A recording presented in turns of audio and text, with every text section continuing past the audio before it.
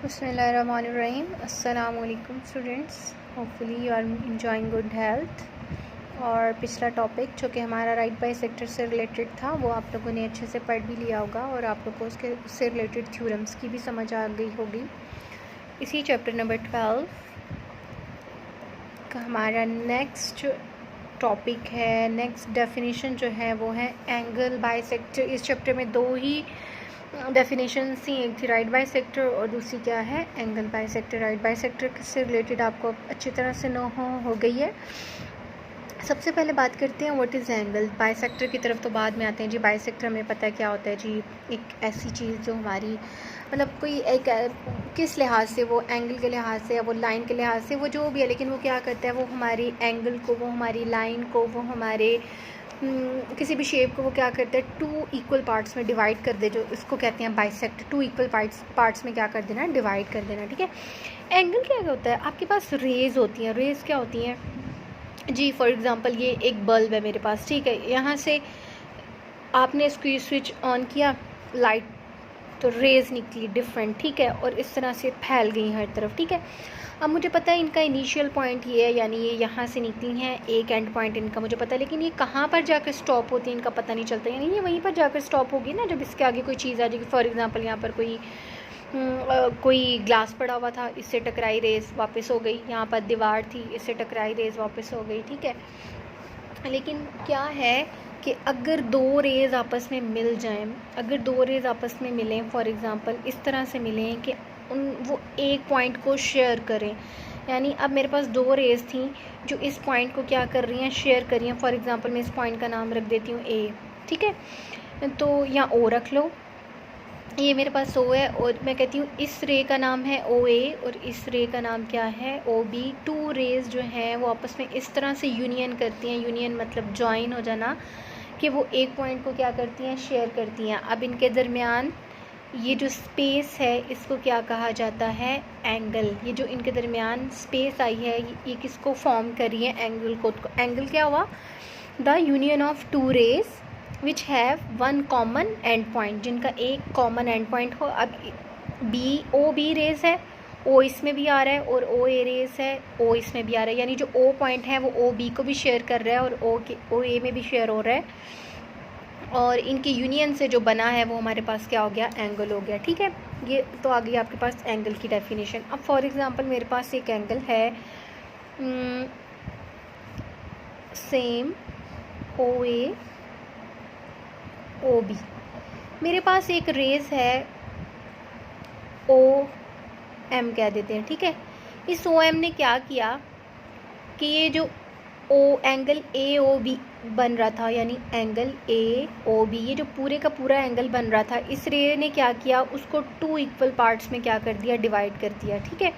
Half part इधर रह गया, हाफ पार्ट इधर रह गया। ये थोड़ी सी गंदी फिगर बन रही है, इसलिए आपको लग रहा होगा कि ये तो ज़्यादा ये लाइन टेढ़ी हो गया। आपने बिल्कुल यूँ यहाँ से मिड पॉइंट में से स्ट्रेट एक रे लेके जानी है, उससे क्या होगा, ये एंगल टू पार्ट्स में डिवाइड हो जाएगा, हाफ इधर रह जाएगा, हाफ इधर रह जाएगा। तो इस रे को आप क्या कहेंगे, इसका एंगल बाइसेक्टर कहेंगे। ये जो एंगल ए और बी था, इसका जो एंगल बाइसेक्टर होगा वो क्या होगा, ओ एम होगा, ठीक है। तो यही है कि आपके पास कोई एंगल हो और आप उसको एक रे के साथ इक्वली टू पार्ट्स में डिवाइड कर दें, तो उस रे को आप लोग क्या कहते हो, एंगल बाइसेक्टर कहते हो। इसकी डेफिनेशन मिलेगी हमें चैप्टर नंबर 12 में, जो कि हम पढ़ रहे थे। ये देखिएगा पेज नंबर 210 पे है, बाइसेक्टर ऑफ एन एंगल।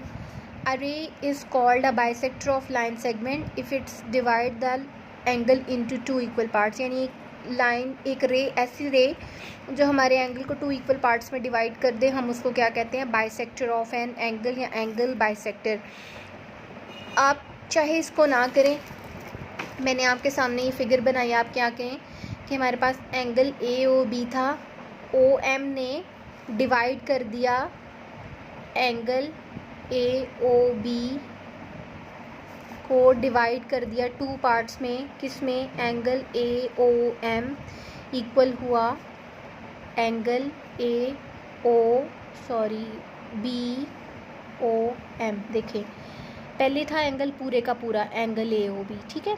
ये ओ एम आया, इससे हमारे एंगल को टू पार्ट्स में डिवाइड कर दिया। एक एंगल आ गया ए ओ एम यानी ये एंगल, और दूसरा एंगल BOM यानी 2 इक्वल, और ये दोनों आपस में क्या है, इक्वल है। तो आप क्या कहेंगे कि OM जो है ये रे क्या कहलाएगी आपके पास, एंगल बाइसेक्टर कहलाएगी। क्या कहलाएगी, एंगल बाइसेक्टर। अब हम फर्स्ट थ्योरम भी इसी से रिलेटेड करेंगे, तो ये डेफिनेशन अच्छे से समझ लीजिए, इसको याद करना है और आगे चलते हैं हम थ्योरम की तरफ। चलिए जी, थ्योरम की स्टेटमेंट की तरफ आते हैं। पेज नंबर 213 पे है ये थ्योरम, आप लोग को मिलेगा 12.1.4। क्या कह रहा है, any point on the bisector of an angle. पहले बात की थी any point on the right bisector, अब बात कर रहे हैं any point on the bisector of an angle is equi distant का फिर वही मतलब हम फासला, फ्रॉम इट्स आर्म्स का क्या मतलब है, रेज, बाजू। यानी मैं पहले आपके सामने फिगर बना दूं, पहले आपको समझा दूं कि वो क्या कह रहा है। फ़िलहाल आपके पास एक एंगल बना हुआ इस तरह से, ये ठीक है। मैं कहती हूँ ये O है, ये A है और ये क्या है, B है, ठीक है। अभी सिर्फ एक एंगल है। क्या कह रहा है, इससे पहले पढ़िएगा क्या कह रहा है, any point on the bisector of an angle, यानी सबसे पहले एंगल का बाइसेक्टर होगा, देन उस पर पॉइंट लेंगे ना। यानी जो हमने एंगल बनाया है, फ़िलहाल हमें इसका राइट बाइसेक्टर ड्रॉ करना है, सॉरी एंगल बाइसेक्टर। चलें जी, ड्रॉ कर लेते हैं। ये एक रे ले ली, इसका नाम मैं रख रही हूँ आप लोग के पास M। कोशिश किया करें नाम वही रखें, मैं कोई भी नाम रख सकती हूँ और इसको प्रूव कर सकती हूँ, लेकिन मैं कोशिश करती हूँ कि मैं बुक वाले अल्फ़ाबेट्स यूज़ करूँ। क्यों, जब आप लोग लिख रहे होते हैं, आपका टेस्ट हुआ, तब भी आप लोगों ने यही किया कि आगे पीछे रीजनिंग करके लिखी हुई थी। हमेशा याद रखें, जो स्टेटमेंट होती है रीज़न उसके सामने आती है। ये नहीं स्टेटमेंट यहाँ लिखी हुई है, रीज़न थर्ड लाइन में आके लिखी हुई है, नो, ये रट्टा होता है। स्टेटमेंट लिखें, उसके सामने उसकी रीज़न लिखें, फिर अगली स्टेटमेंट, उसके सिम्बल्स का ध्यान रखें। थ्योरम को करने के कुछ रूल्स एंड रेगुलेशंस होते हैं, अगर हम इनको फॉलो नहीं करते तो हमने चाहे बिल्कुल ठीक थ्योरम लिखा हो, सारे का सारा क्या हो जाता है, रॉन्ग हो जाता है, ठीक। अच्छा जी, मैंने एंगल भी बना दिया, उसका एंगल बाइसेक्टर भी ले लिया OM में, जो इसको 2 पार्ट्स में क्या कर रहा है, डिवाइड कर रहा है, आप देख लें। अब चलते हैं आगे। वो कहता है एक पॉइंट लें बाइसेक्टर ऑफ एन एंगल पे। ये बाइसेक्टर ऑफ एन एंगल है, इस पे मैं एक पॉइंट ले रही हूँ गर्ल्स, और इसका नाम रख लेते हैं P। क्या नाम रख लेते हैं, P। अब प्रूव ये करना है, ये बात आधी बात हम लोगों ने बना लिया फिगर में। Any point on the angle bisector, वो मैंने पॉइंट ले लिया P, any point on the angle bisector. लेकिन करना क्या उस पॉइंट को, वो कहता है इज़ इक्वी डिस्टेंट, वो हम फासला है, फ्रॉम इट्स आर्म्स। अब इसकी आर्म्स कौन सी हैं, ये OA और OB। कहता है P का फासला जितना OB से बन रहा है उतना ही फासला OA से बन रहा है, यानी जितना फासला ये है उतना ही फासला ये है। ये हमने प्रूफ करना है। तो सबसे पहले आ गई बात किसकी, गिवन की। मैंने आपको क्या कहा था, गिवन वो चीज़ होती है जो हमें दी गई होती है। थ्योरम में आपको क्या दिया गया है, आपको एक पॉइंट P दिया गया है, ठीक है। आप कहते हो P is a point on OM, क्योंकि उसने किसके ऊपर ये पॉइंट दिया हुआ है, OM के ऊपर। तो आप क्या कहेंगे, P is a point on OM। Same बात उसने लिखी है जो मैंने आपके सामने पढ़ी। अब point P is on OM। What is OM, उसने आगे डिस्क्रिप्शन दी है कि OM क्या है। OM है the bisector of angle. Girls, angle जैसे आप साइड्स के लिए ये चीज़ यूज़ कर रहे थे ना, लाइन सेगमेंट के लिए, इस तरह आपने एंगल के लिए क्या यूज़ करना है, ये वाला साइन। तो आप क्या कहते हो, OM क्या है, एंगल AOB का क्या है, बाइसेक्टर है। ठीक हो गया, आगे चलते हैं। टू प्रूफ में क्या आ गया, हमने प्रूफ करना है कि PQ इक्वल है PR के। ठीक है, ये PQ और ये Q और R कैसे आया, ये मैं भी आपको बताती हूँ। आपने प्रूफ करना है PQ इक्वी डिस्टेंट है PR के। ठीक है, तो विच आर द आर्म्स, यानी P जो है, P is equidistant to OA and OB। इसको ऐसे भी लिख सकते हैं, कोई मसला नहीं है। जैसे इसने यहाँ पर लिखा है P is equidistant to from OA and OB। ठीक है, कंस्ट्रक्शन वही स्टेप जो हम फिगर के साथ खुद से थोड़ी छेड़छाड़ करते हैं, खुद से कोई काम करते हैं। तो मैं आपको पहले फ़िगर से बताती हूँ क्या किया।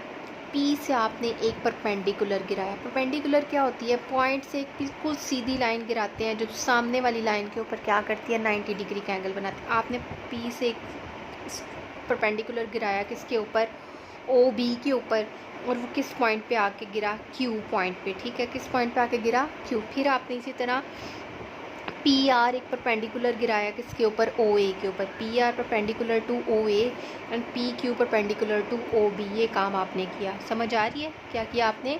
P A Q perpendicular to O B और P R perpendicular to O A. ये आपने कंस्ट्रक्शन किया, और कंस्ट्रक्शन में भी इसने यही लिखा हुआ है, आपने लिखा draw P R perpendicular to O A and draw P Q perpendicular to O B. देखें, सिंबल लगाते वक्त ध्यान रखिएगा ये लाइन सेगमेंट का सिंबल है, क्योंकि ये एंड पॉइंट है। ये एक लाइन है, पी से शुरू हो रही है, क्यू पे क्या हो रही है? ख़त्म हो रही है। लेकिन ओ बी और ओ क्या है? रेज हैं, तो इसके ऊपर किसका सिंबल आया हुआ है? रे का सिंबल आया हुआ है, ठीक है।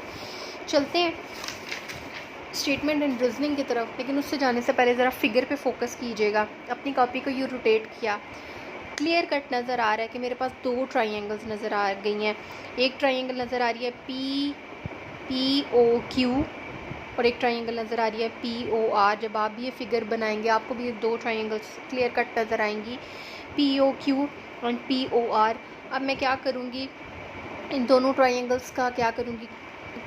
करिस्पॉन्डेंस लूँगी, इनकी कॉन्ग्रुएंसी प्रूव करूँगी, और फिर उससे क्या होगा कि इसके सारे के सारे एलिमेंट्स, दूसरी ट्राइंगल के सारे एलिमेंट्स करिस्पॉन्डिंग एलिमेंट्स के क्या हो जाएंगे? इक्वल प्रूव हो जाएंगे, ठीक है।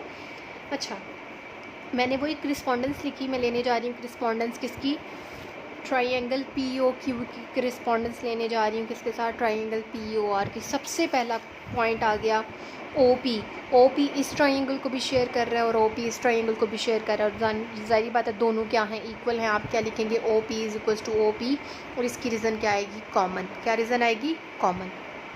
अगली चीज़ याद करिएगा, हमने कंस्ट्रक्शन में कहा था पी क्यू जो है वो परपेंडिकुलर है किसके ऊपर? ओ बी के ऊपर, और हमने कहा था पी आर परपेंडिकुलर है किसके ऊपर? ओ ए के ऊपर।